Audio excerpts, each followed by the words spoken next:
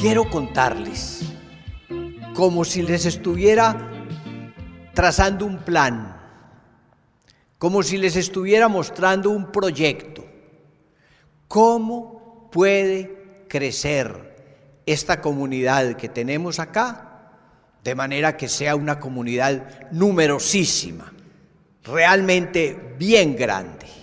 Les voy a contar cómo. Y les quiero contar que no voy a inventar, no me voy a inventar un proyecto, sino que lo voy a leer en el libro de los Hechos de los Apóstoles. Todo lo que les voy a decir esta tarde, lo van a ustedes a encontrar en el libro de los Hechos de los Apóstoles, en los primeros 5 capítulos, tal vez un poquito del capítulo 6, no más. De manera que cuando ustedes esta noche regresen a la casa, digan, a ver, ¿qué fue lo que el Padre dijo? Entonces abren el libro de los Hechos Apostólicos y pasean un momento la mirada por las primeras páginas, el capítulo 1, del capítulo 2, del 3, del 4, del 5 y algo del 6. No lo voy a decir todo, apenas unas frasecitas voy a escoger. De manera que ustedes ahí dicen, ¿por qué el Padre nos habló de estas frases? Les voy a decir por qué. Porque ahí en el libro de los Hechos de los Apóstoles se cuenta cómo creció la iglesia al principio. Pero así como la iglesia creció al principio, así sigue creciendo siempre. Esa es ahí como que se trazaron las rutas, es como si nos hubieran dado el mapa que la iglesia usa para ir creciendo a lo largo del tiempo. Ustedes saben cómo comienza el libro de los Hechos Apostólicos, se los voy a recordar. Comienza el libro diciendo, en el capítulo 1, que una tarde un día después de cenar, al Señor le gustaba mucho comer con los discípulos, le encantaba comer con los discípulos. Las más bellas manifestaciones de su amor las hizo comiendo con los discípulos. Por ejemplo, en una comida fue cuando nos dejó la Eucaristía. Aquí en una comida se nos dice que después de comer, los discípulos estaban inquietos y le preguntaron, Señor, ahora es cuando te vas a manifestar, ahora es cuando vamos a ver el reino de tu poder aquí en la tierra. Y Jesús les dijo, no, a ustedes no les corresponde saber el día ni la hora que mi Padre tiene señalado. Lo que les recomiendo a ustedes es que se queden aquí en Jerusalén. Quédense en Jerusalén, porque dentro de pocos días ustedes van a ser bautizados con el Espíritu Santo. Cuando ustedes reciban, decía Jesús, cuando ustedes reciban la fuerza de lo alto, van a ser mis testigos, aquí en Jerusalén, y en Judea, y en Samaria, y hasta los confines de la tierra. Como si Jesús se hubiera allá en Jerusalén, empinado para mirar el horizonte y decía, ustedes van a ser mis testigos aquí en Jerusalén, aquí en el estado de Judea, aquí en los estados vecinos y hasta en California, allá, lejísimos, en los confines de la tierra, hasta allá van a ser mis testigos. Y después de decirles eso, Jesús salió con los discípulos, dicen que a un monte cercano, estaba ahí en Jerusalén, y subió a los cielos, se despidió de ellos. En el Evangelio de San Lucas dice que bendijo a los discípulos como un papá que se va de viaje, bendijo a los discípulos y se fue hacia Dios, hacia su Padre. Los discípulos estaban felices. ¿Por qué estaban felices a pesar de que se iba Jesús? porque decían, ahora es cuando nos va a mandar el Espíritu Santo. No sabemos quién es ese Espíritu Santo, pero Jesús nos dijo que no nos iba a dejar huérfanos, que nos iba a mandar un defensor, que nos iba a mandar un consolador, que estuviera con nosotros para siempre. ¿Cuándo será que llega ese Espíritu Santo? Tenemos que prepararnos para recibir ese Espíritu Santo. Y el coordinador del grupo, el asesor de la renovación de esa época, que se llamaba Simón Pedro, les mandó una tarjeta a todos diciendo, los invito para que nos reunamos en el cenáculo, en el aposento alto. Vamos a tener ahí un retiro carismático para pedir que venga el Espíritu Santo. Mandó las cartas a todos los grupos y esa tarde se reunieron como 120, más o menos lo que están aquí, como 120 se reunieron. ¿Saben ustedes? Porque ahí nos pasaron la lista, no de todos, pero dijeron, a ver, ¿quiénes eran de los apóstoles? Entonces, Simón Pedro, Juan, Santiago, otro Simón, uno que se llamaba Bartolomé, uno que se llamaba Mateo, uno que se llamaba Judas Tadeo. Iban todos ellos, 11 apóstoles. Además de ellos, había otros que eran discípulos. No nos quedaron los nombres sino de 2. Uno que se llamaba Matías y otro que se llamaba José. Y otros que no sabemos. Pero también había unas mujeres que eran discípulas. Ahí no dicen los nombres, pero en otras partes del Evangelio sabemos que había una discípula que se llamaba Juana y otra se llamaba Susana y tal vez otra era María, Salomé. Y otra tal vez era una María que dicen que era esposa de un hombre llamado Cleofás. Tal vez estarían también 2 hermanas, Marta y María, tal vez. O tal vez una que se llamaba, seguro que estaba ahí, María Magdalena. Tal vez otra que había nacido en Samaria y no sabemos cómo se llamaba, pero le decían la samaritana. Tal vez. Era un grupo de mujeres. Y estaban unos primos, unos parientes de Jesús.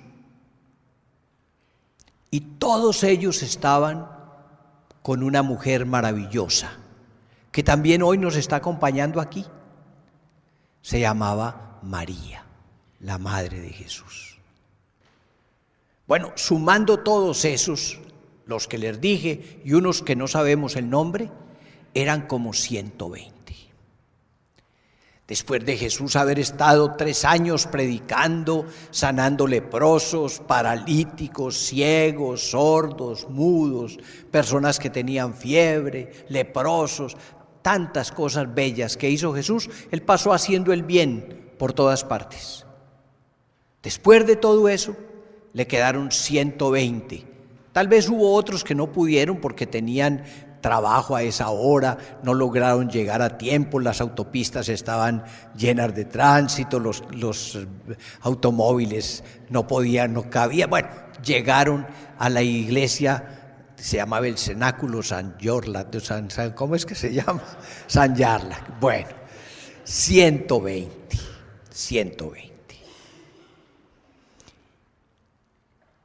¿Saben lo que les pasó a esos 120? 9 días después, les pasó que eran 3,000. ¿Cómo harían esos 120 para convertirse en 3,000? Yo les voy a decir cómo hicieron, para que ustedes también lo hagan. Esos 120 se reunieron y se pusieron a orar y a alabar y a bendecir al Señor.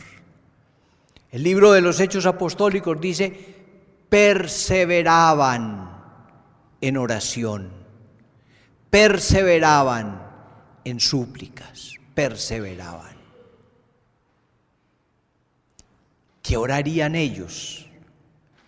Yo me imagino que el ministerio de música de esa época, no sabemos quiénes eran, sería tal vez Bartolomé y Mateo, quién sabe quiénes eran los buenos cantores de esa época, tal vez Juan debía tener como una voz de contralto y los otros, bueno, una cosa maravillosa y tocaban cítaras.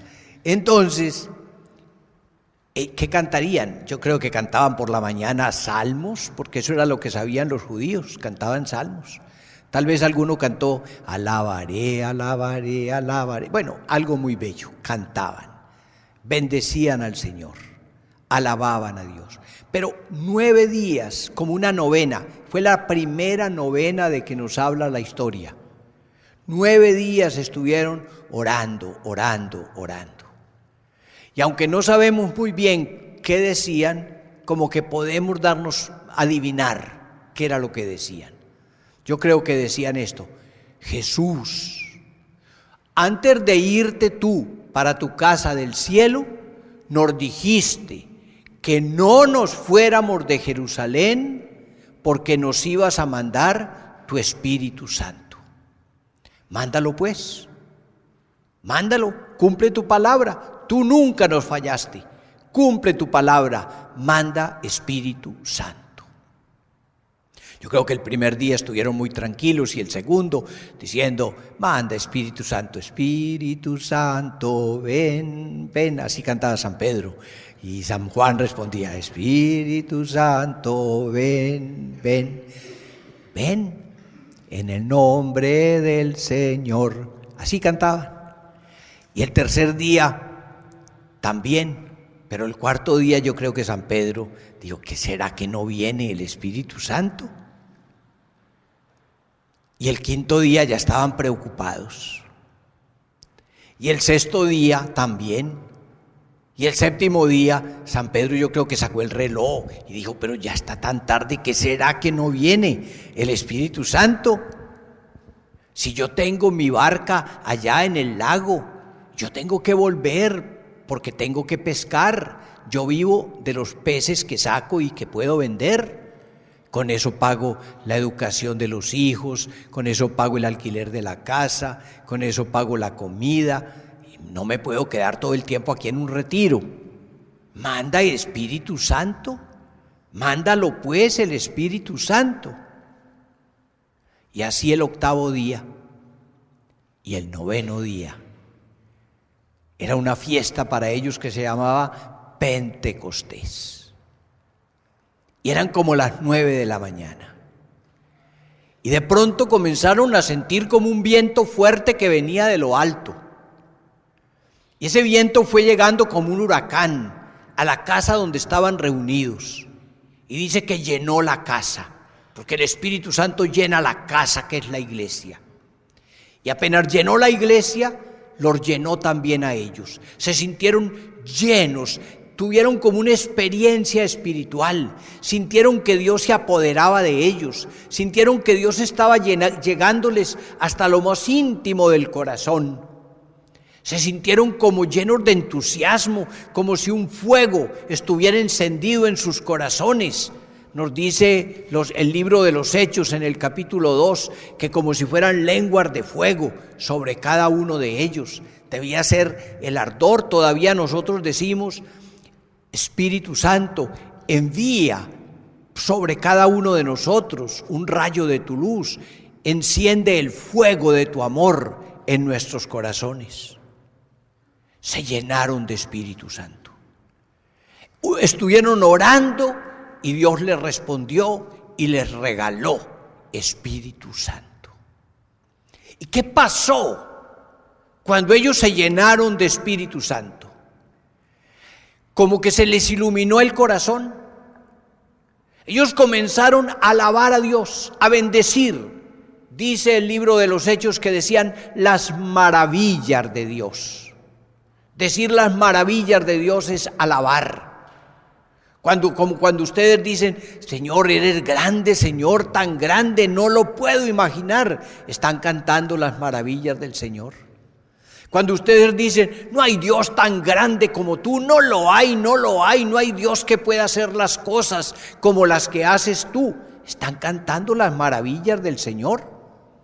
Cuando ustedes dicen, yo te alabo con el corazón, yo te alabo con la voz, y si me falta la voz, yo te alabo con las manos, y si me faltan las manos, yo te alabo con los pies, y si me faltan los pies, yo te alabo con el alma, y si me faltara el alma es que están cantando las maravillas de Dios. Así cantaban ellos las maravillas de Dios. Tuvieron como un conocimiento, como una experiencia, se dieron cuenta que Dios los amaba, que Dios los bendecía, que Jesús desde el cielo les estaba enviando su Espíritu Santo. Y comenzaron a alabar, unos aplaudían, otros cantaban. Como estaba haciendo calor, se quitaron el suéter, después abrieron las ventanas, necesitaban tener viento fresco. Y unos comenzaron a salir a la calle, ellos que la víspera estaban encerrados allá con cerrojos de miedo a los judíos, abrieron puertas y ventanas y comenzaron a salir a la calle. De manera que los vecinos decían, ¿qué pasará en esa casa? ¿Qué será ese ruido que hay en esa casa? Vamos a tener que avisar a la policía porque esa es residencia particular y no pueden hacer tanta bulla. No están aprobados para cantar ahí en esa casa y recibir tanta gente. Entonces fueron a mirar los vecinos y los encontraron. Unos aplaudían, otros levantaban los brazos. Yo te alabo, alabaré, alabaré, alabaré a mi Señor.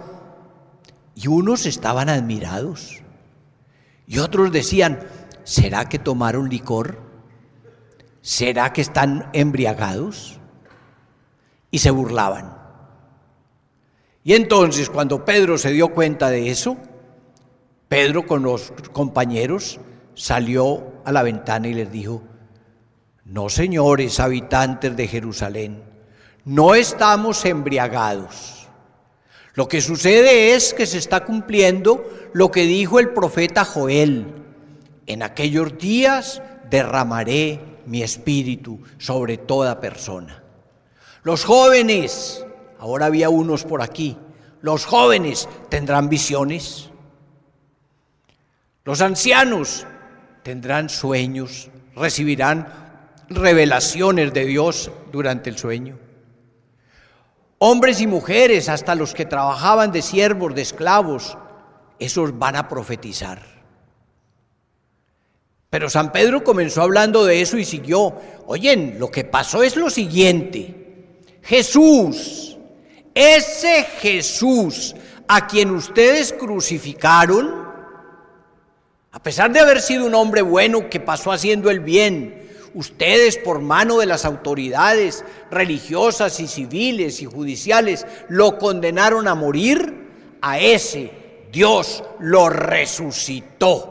Nosotros somos testigos. Dios no permitió que su cuerpo se corrompiera en el sepulcro. Eso lo había dicho la Escritura, decía Pedro. Eso lo había profetizado David. Pero David no lo dijo hablando de sí, porque por ahí está todavía el sepulcro de David. Eso lo dijo hablando de Jesús, a quien el Espíritu Santo, Dios Padre por medio de su Espíritu, lo resucitó y lo elevó a la derecha del Padre. Y desde allí, Él, Jesús, a quien Dios hizo para siempre Señor y Cristo, está derramando sobre nosotros eso que ustedes están escuchando y que están viendo. Y cuando la gente oyó a Pedro, que debía tener la fuerza del Espíritu de Dios para proclamar ese mensaje, cuando la gente oyó a Pedro hablar así, le dio remordimiento. Dijo, ¿de veras? ¿A ese Jesús? Al que nosotros decíamos, crucifícale, crucifícale. ¿A ese Dios lo resucitó? ¿Qué nos va a pasar a nosotros que hicimos semejante crimen? Y Pedro les dijo, arrepiéntanse. conviértanse, bautícense. También ustedes van a recibir el Espíritu Santo, porque la promesa de Dios es para todos, es para ustedes, es para sus hijos, aunque estén también lejanos, para todos es la promesa, para todos aquellos a quienes Dios nuestro Señor llamare. Y como 3,000 se hicieron bautizar. ¿Qué pasó entonces si por la mañana eran 120 y por la tarde eran 3,000? Pasó, primero, que oraron, que pidieron y tuvieron Espíritu Santo, que el Espíritu Santo los llevó a alabar a Dios,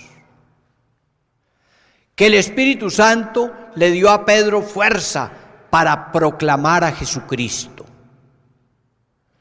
y que la gente que escuchó se convirtió de sus pecados, se hizo bautizar. 3,000. Yo creo, mis queridos hermanos, que allí hay como una primera etapa que cualquier comunidad cristiana tiene que estar haciendo. También ustedes en Oakland y también todos nosotros en nuestros países de América Latina. Y también en toda la iglesia del mundo. Tenemos que orar para pedir Espíritu Santo. Si ustedes no se llenan del Espíritu Santo, este grupo no pasa de 100, no va a tener uno más.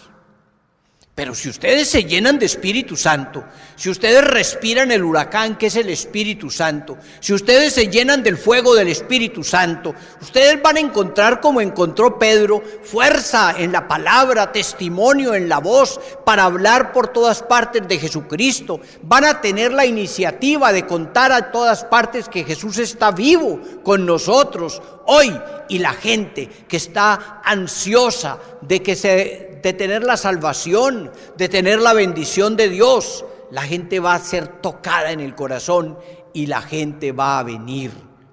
Esa es la primera intercesión.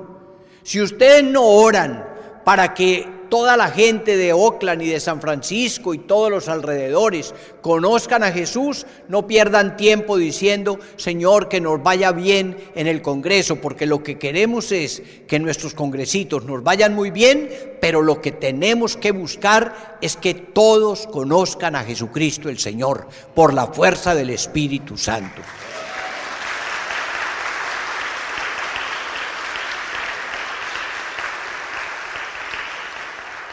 Entonces, mis hermanos, recuérdenlo.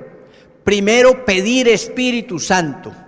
El Señor lo da si lo pedimos. Recuerden lo que dice el Evangelio de San Lucas: si ustedes, siendo malos, saben dar a sus hijos cosas buenas, ¿cuánto más el Padre del cielo dará Espíritu Santo a quienes lo piden? De manera que se trata de pedir, de suplicar, de llamar, de clamar, de gritar, de invitar al Espíritu Santo para que venga a nuestra vida y a la vida de la iglesia. Y cuando viene el Espíritu Santo, nos da la fuerza para ser testigos. Y siendo testigos, la palabra llega allí donde el Señor la lleve. Él es el que le da eficacia, fuerza a la palabra. Y la palabra crece en el corazón y da el 30 o el 60 o el 100 por uno.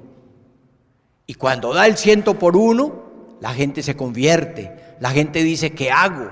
La gente es bautizada, la gente recibe el Espíritu, la gente se convierte en discípulos de Jesús. Pasa lo que nosotros quisiéramos, lo que nosotros menos podemos pensar, porque no lo vamos a hacer nosotros, sino el Espíritu de Dios. Dios es el que da el incremento siempre. Dios es el que hace crecer. Pues les digo, y eso lo leen ustedes allí en Hechos Apostólicos. ¿Y qué hacían esos 3,000? Pues esos 3,000, nos dice Hechos Apostólicos en 2:42. Esos 3,000, dice, perseveraban. ¿En qué perseveraban esos 3,000? Perseveraban en la oración. Es decir, para decirlo en términos de hoy, Iban a misa, iban al grupo de oración, rezaban el rosario, le pedían al Señor bendiciones, perseveraban en la oración. También en la enseñanza de los apóstoles. ¿Qué podríamos decir hoy? ¿Qué es perseverar en la enseñanza de los apóstoles?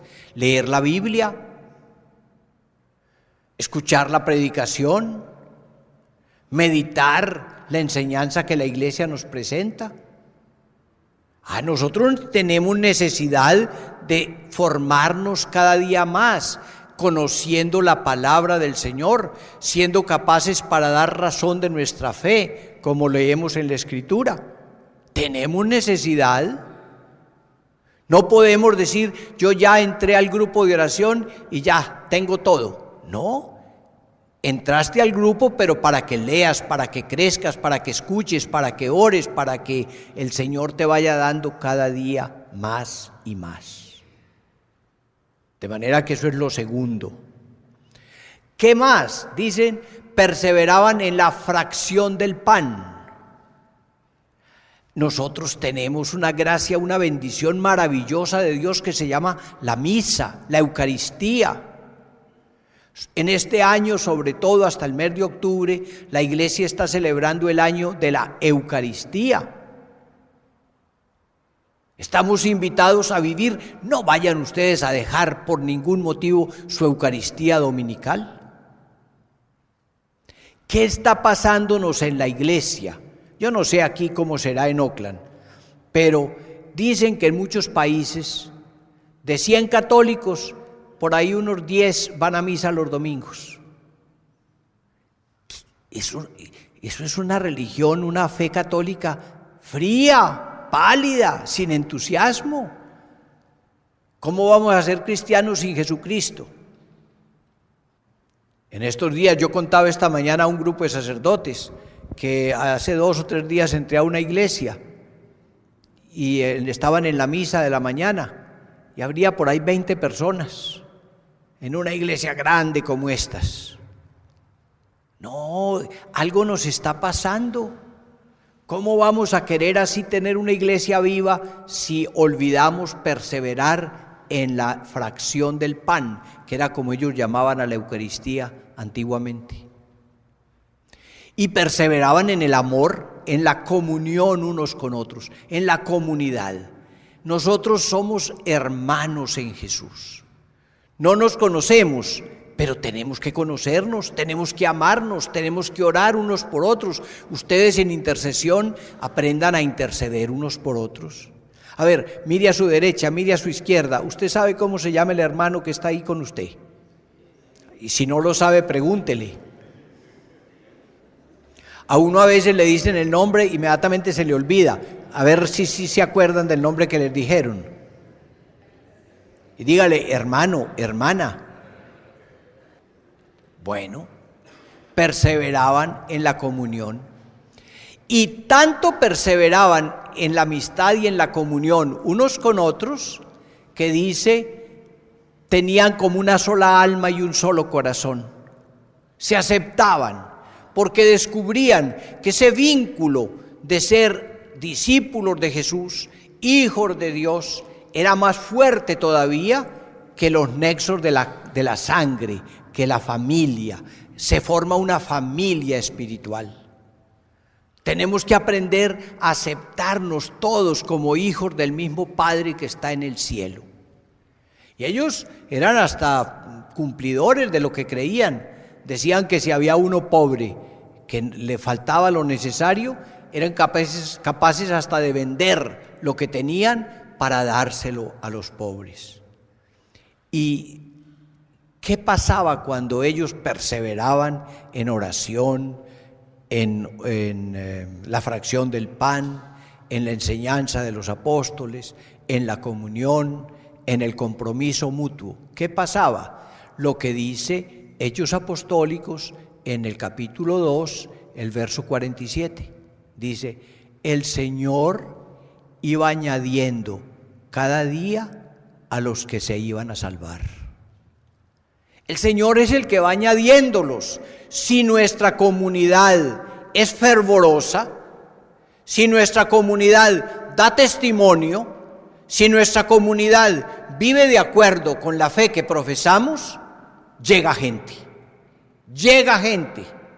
Si el grupo de oración es comprometido, canta con entusiasmo, ora con fervor, ayuda a los pobres, hace la vida cristiana, le llega gente al grupo de oración.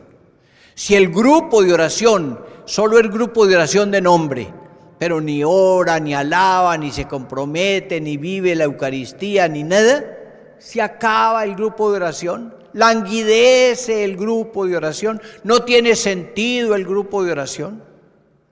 Pero si la comunidad, si la parroquia, si la diócesis se vuelve, hombre, es que aquí conocemos la palabra de Dios, perseveramos en la enseñanza de los apóstoles, es que aquí oramos todos, intercedemos, ir a la Eucaristía es para orar por todo el pueblo de Dios. Es que aquí comulgamos, recibimos el cuerpo de Jesucristo, a Él le suplicamos que siga construyendo su iglesia.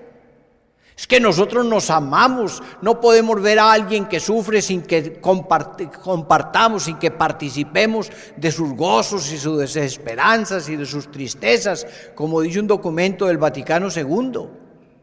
Si nosotros somos capaces de tenderle la mano al que lo necesita, el grupo crece. De manera que si usted me dice, ¿cuántos son en tu grupo y en tu comunidad carismática? Y usted me dice, somos 24. ¿Y hace un año cuántos eran?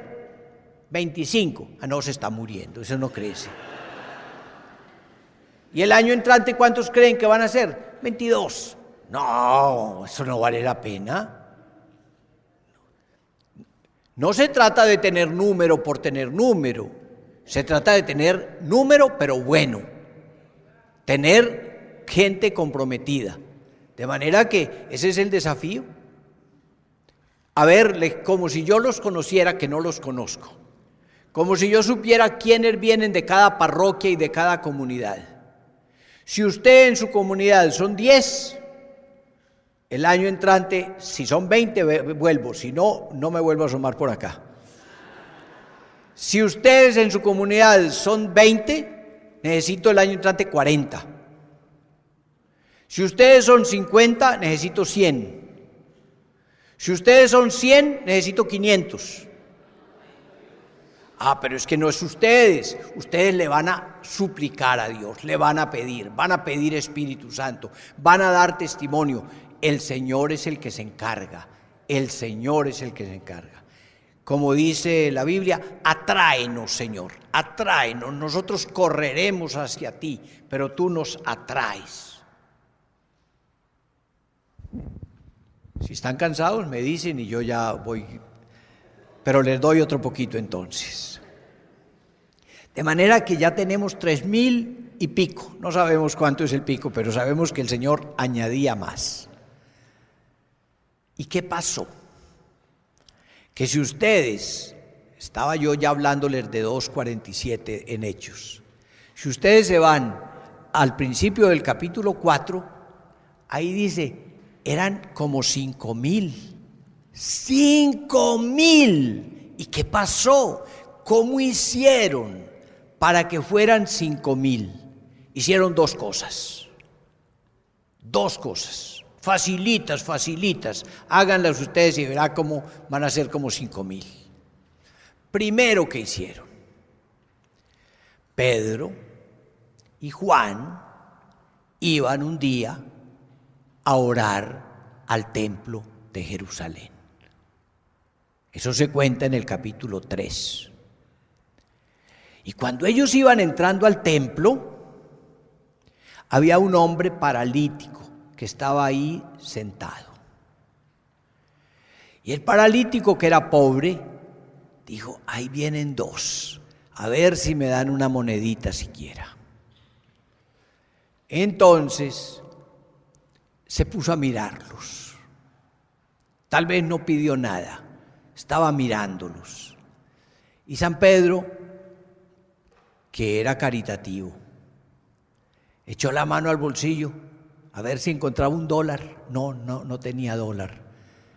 Entonces San Pedro le dijo a ese hombre, mira, oro y plata no tengo, pero lo que yo tengo, eso te lo doy.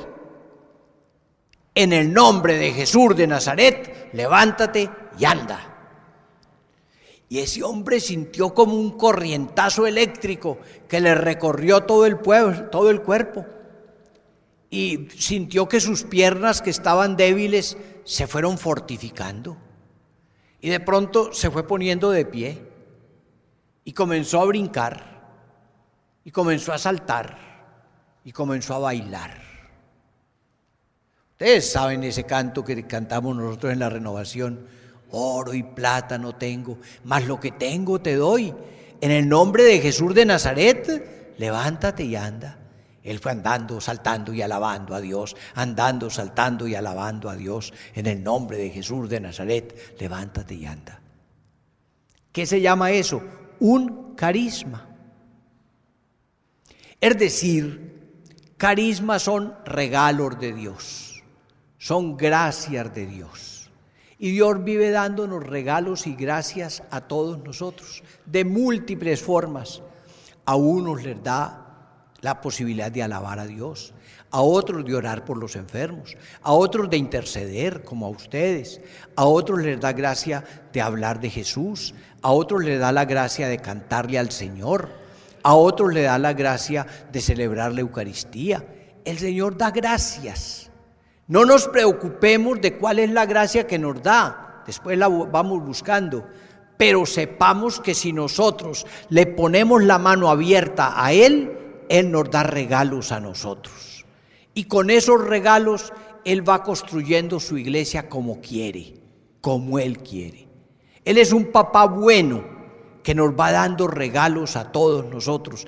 A cada uno le da regalos adaptados a su manera de ser y de trabajar y de vivir.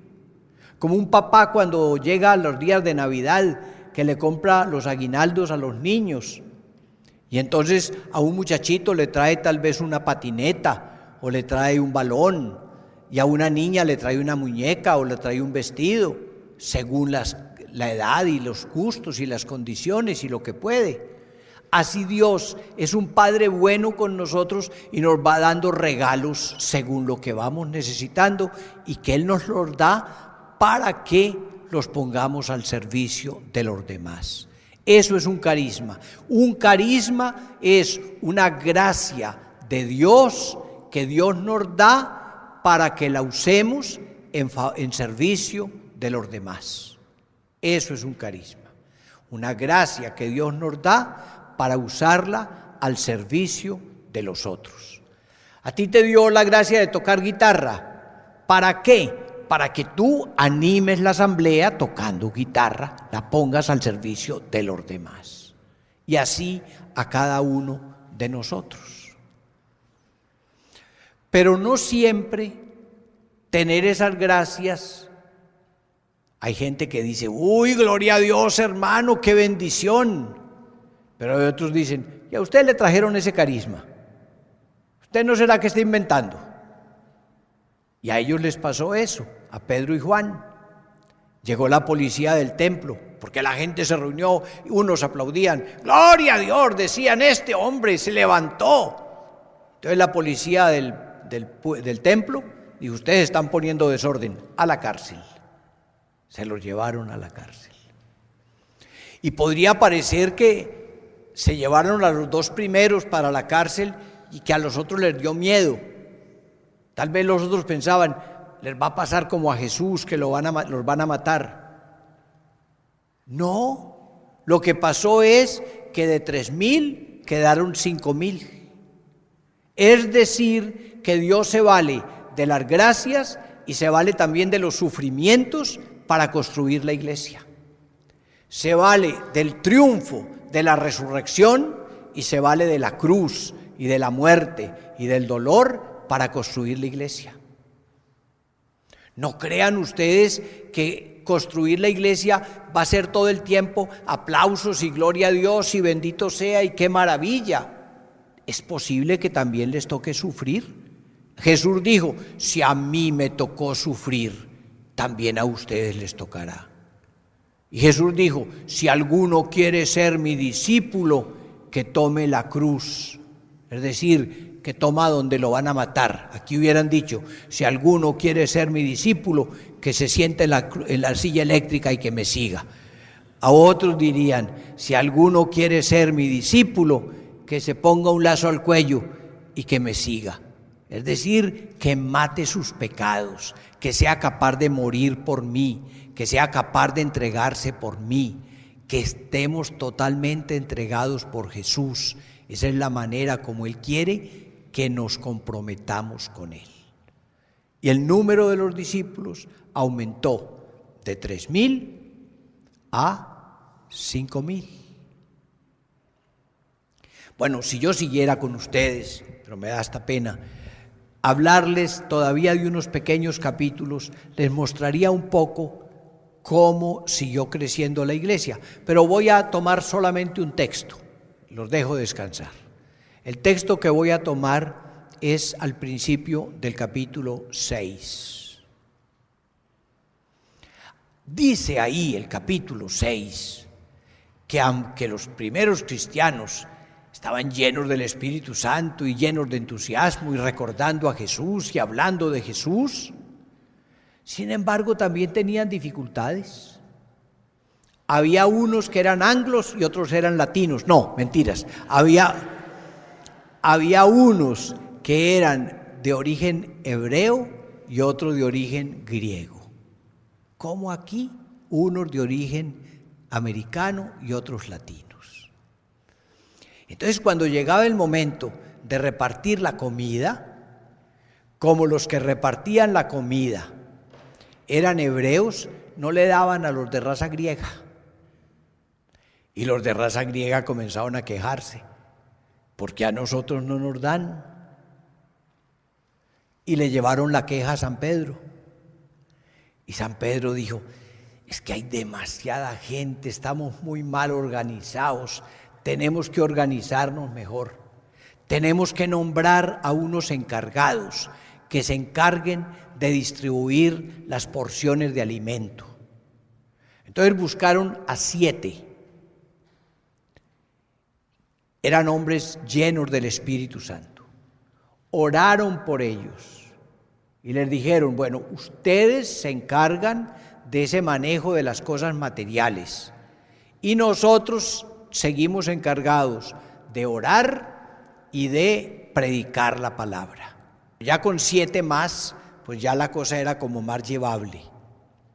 Se organizaron. Y por eso es por lo que también nosotros, si queremos salir adelante, tenemos que organizarnos.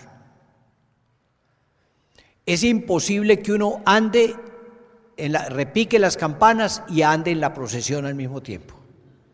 O se pone a repicar las campanas o hace la procesión. Dicen, algunos piensan que un buen líder es uno que trabaja como 20. Y dicen que no, que ese no es buen líder. El que trabaja como 20 no.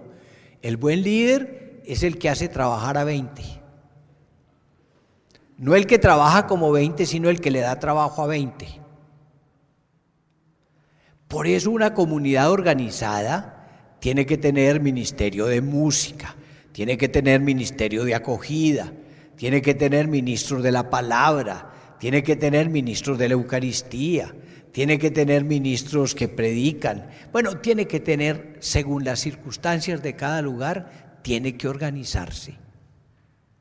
El problema de los líderes, muy buenos líderes, es que creen que ellos lo tienen que hacer todo.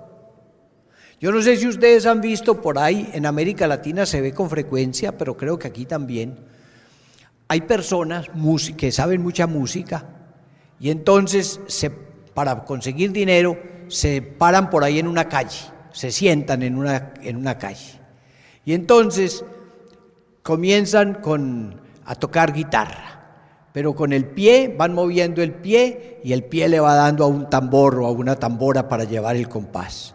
Y aquí se amarran en los labios una dulzaina, una armónica y van tocando la armónica. Y de pronto hacen así con la cabeza y le pegan a otro instrumento y suena. Y son hombres orquestas. Él solo hace todo. Pero eso no es lo normal. Lo normal es que el que es sacerdote, y aquí somos 3, haga su oficio de sacerdote. El que es mamá, la que es mamá en la casa, haga su oficio de una mamá que sepa educar y amar a sus hijos. El que es papá, haga el oficio de un buen papá que sepa, que sea capaz de estar en su hogar y de educar bien a su familia. El que es joven, denos entusiasmo. Cada uno según su sexo, según su edad, según sus cualidades, según sus condiciones, cada uno haciendo todo y todos ayudándonos mutuamente. Así se forma el cuerpo de Jesucristo. En el cuerpo de Jesús, nos dice San Pablo en la primera carta a los Corintios, en el capítulo 12, dice, hay una parte que se llama ojo y otra que se llama boca y oídos y manos y cabeza, y cada uno hace un oficio y todos trabajamos para el bien de todos. Pero la mano no está diciendo, ay, yo que no puedo ver. No, porque usted está hecha es para tocar. Y el pie no está diciendo, ay, qué vida tan arrastrada la mía, yo siempre contra el suelo. No, es que el pie está hecho para sostener el cuerpo y para caminar. Cada uno. Y si yo no tuviera pie, pues tendría que estar en una silla de ruedas toda la vida. De manera que es importantísimo el papel. Y así el de cada parte del cuerpo para lo que desempeña. Bueno, pues así es en la iglesia. Cada uno de nosotros tiene un papel, tiene una misión, tiene un trabajo, tiene un oficio, y Dios le da carismas, gracias, bendiciones para que realice ese oficio. Y dice allí el libro de los Hechos Apostólicos en el capítulo 6, el verso 6 y 7, que cuando eligieron a esos, dice, muchos hombres y mujeres creyeron en el Señor, y hasta muchos sacerdotes, dice ahí, hasta muchos sacerdotes. Es decir, hasta nosotros que somos, dicen que somos hueso duro de roer, hasta los sacerdotes aceptan al Señor cuando Dios va haciendo su labor y cuando la comunidad se organiza. Bueno, les he dicho varias cositas, no les voy a decir más, aunque podría añadir 3 o 4 o 5 más, pero no me interesa sino que vivan las poquitas que recuerden. Pero vamos a tratar de hacer como un recuerdo de algunas de las principales. La pregunta es, ¿cómo puede crecer más la renovación? ¿Cómo puede crecer más la iglesia? ¿Cómo puede haber más gente en Oakland y en San Francisco que ame a Jesús? ¿Cómo puede haber más gente en todos los Estados Unidos que se llene de Dios? ¿Cómo puede ser eso? ¿Cómo puedes tú trabajar para que esa bendición la podamos recoger todos los días? Pues a ti que eres intercesor te digo, pídele a Dios, pídele a Dios.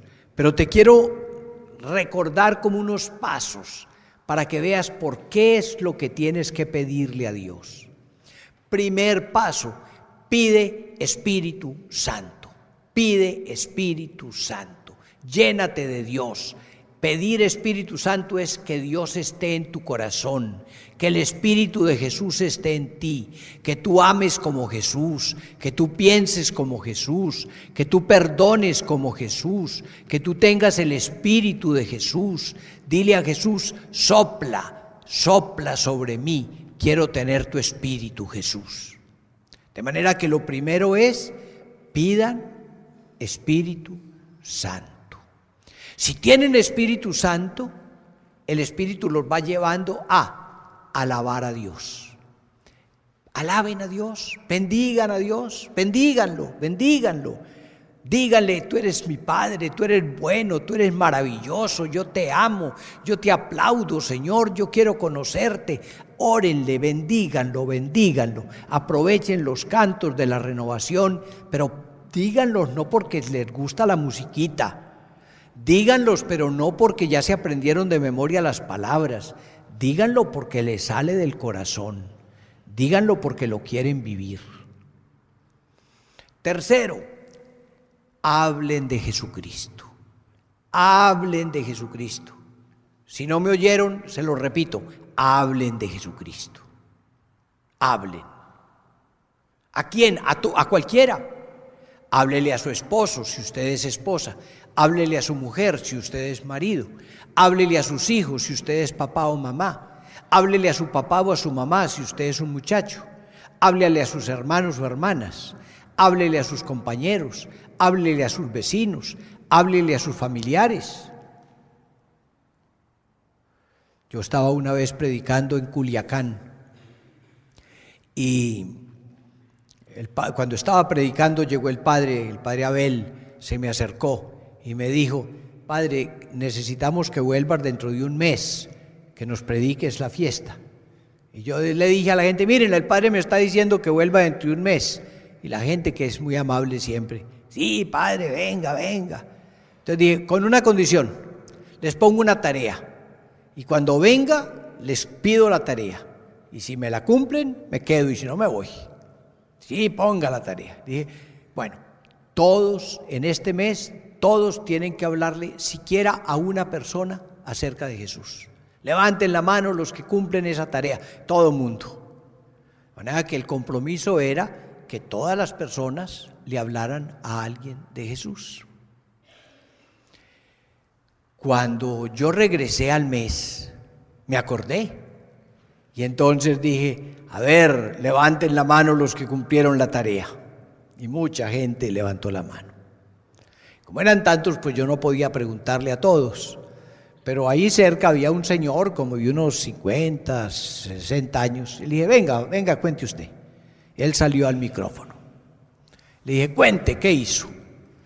Dijo: padre, hace como 3 o 4 días yo me acordé que usted iba a volver. Y no había hecho la tarea.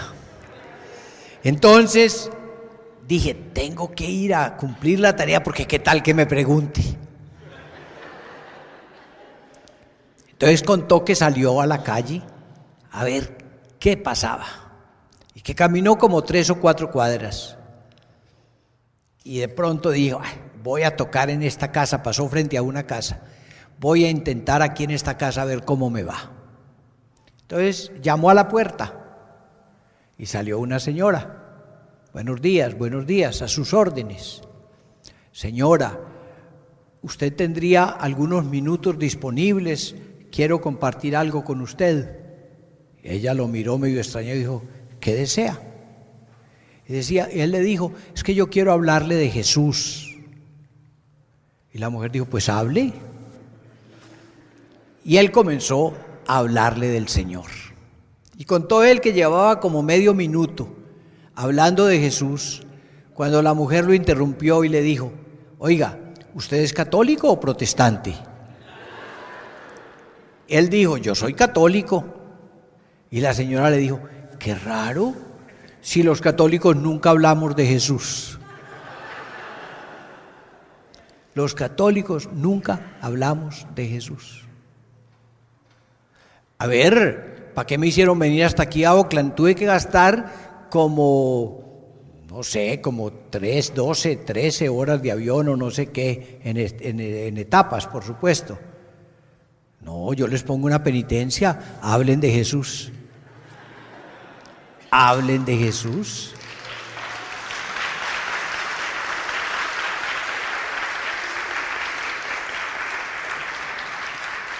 De manera que lo primero, pedir Espíritu Santo. Lo segundo, alabar a Dios. Lo tercero, hablar de Jesús. Lo cuarto, convertirse. Ser bautizados en Espíritu. Lo quinto, formar una comunidad cristiana. Los grupitos de oración, las comunidades en su parroquia, pero unas comunidades fervorosas, no ahí como por no dejar, sino comprometidas.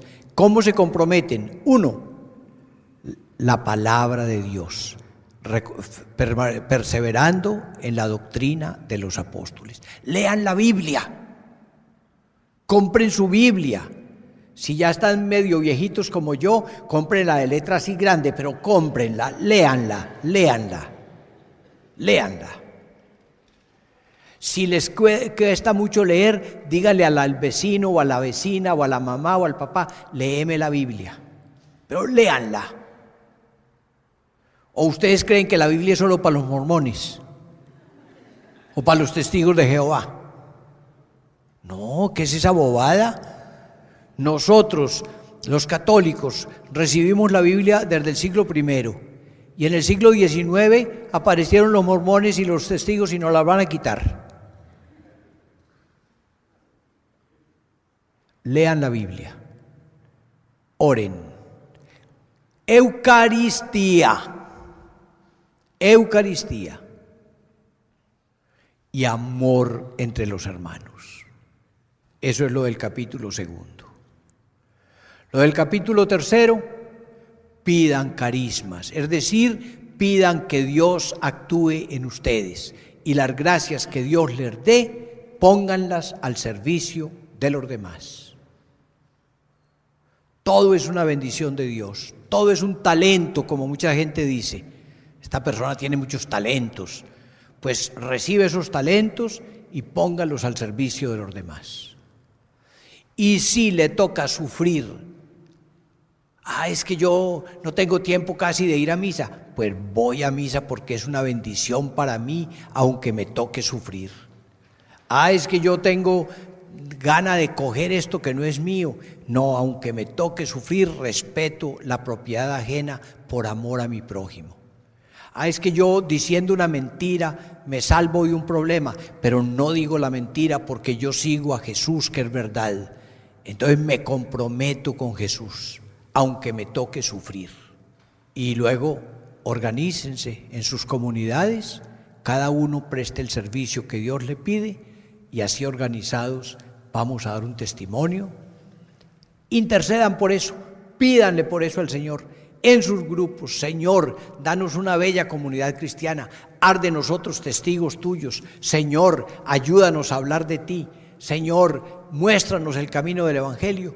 Yo les aseguro que el año entrante, en esta iglesia o en donde el Padre Jesús los reúna, no van a ser 100, sino que van a ser 500,000. No, 500, con 500. Bueno, así quedamos. A ver, levanten la mano los que quieren orar para que la iglesia de Dios crezca aquí en Oakland y San Francisco y para que el Señor los siga bendiciendo y que más gente conozca a Jesucristo. Levanten la mano los que se comprometen a orar. Todos. Claro, eso es lo que llama un suspiro en el espíritu. Que Dios los bendiga.